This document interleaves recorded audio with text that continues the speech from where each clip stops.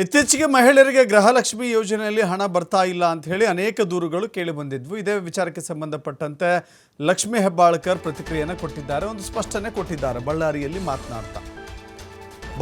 ಮಾತನಾಡ್ತಾ ಲಕ್ಷ್ಮಿ ಹೆಬ್ಬಾಳ್ಕರ್ ಹೇಳಿದ್ದಾರೆ, ಮೇ 5ರಂದು ಕೊನೆಯದಾಗಿ ಗೃಹಲಕ್ಷ್ಮಿ ಹಣ ಹಾಕಲಾಗಿದೆ.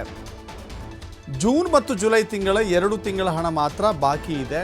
ಆ ಹಣವನ್ನು ಕೂಡ ಹಾಕ್ತೇವೆ. ಆದರೆ SC ಮತ್ತು ST ಸಮುದಾಯಕ್ಕೆ ಈಗಾಗಲೇ ಆ ಹಣವನ್ನು ಹಾಕಲಾಗಿದೆ.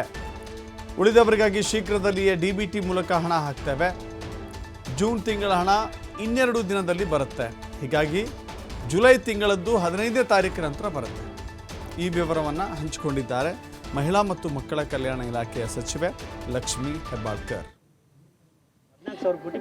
ನೋಡಿ, BJP ಟೀಕೆಗೆ ನಾನು ಉತ್ತರ ಕೊಡೋದು ಯಾಕಂತಂದರೆ ಅವರೇ ಗೊತ್ತಿದೆ. ಅವರು ಏನು ನಾವು 2013ರಿಂದ 2018ರವರೆಗೂ ಮಾನ್ಯ ಮುಖ್ಯಮಂತ್ರಿಗಳಾದಂಥ ಸಿದ್ದರಾಮಯ್ಯನವರು ಎಷ್ಟು SC ST ಜನಕ್ಕೆ CPTSP ಎಷ್ಟು ಇಟ್ಟಿದ್ರು.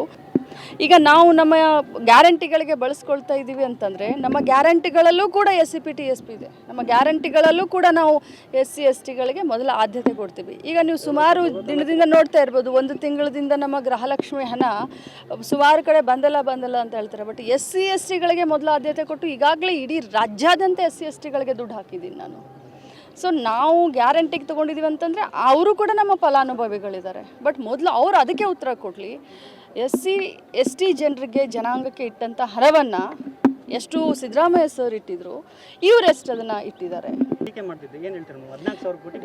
ನೋಡಿ, BJP ಟೀಕೆಗೆ ನಾನು ಉತ್ತರ ಕೊಡೋದು ಯಾಕಂತಂದರೆ ಅವರೇ ಗೊತ್ತಿದೆ. ಅವರು ಏನು ನಾವು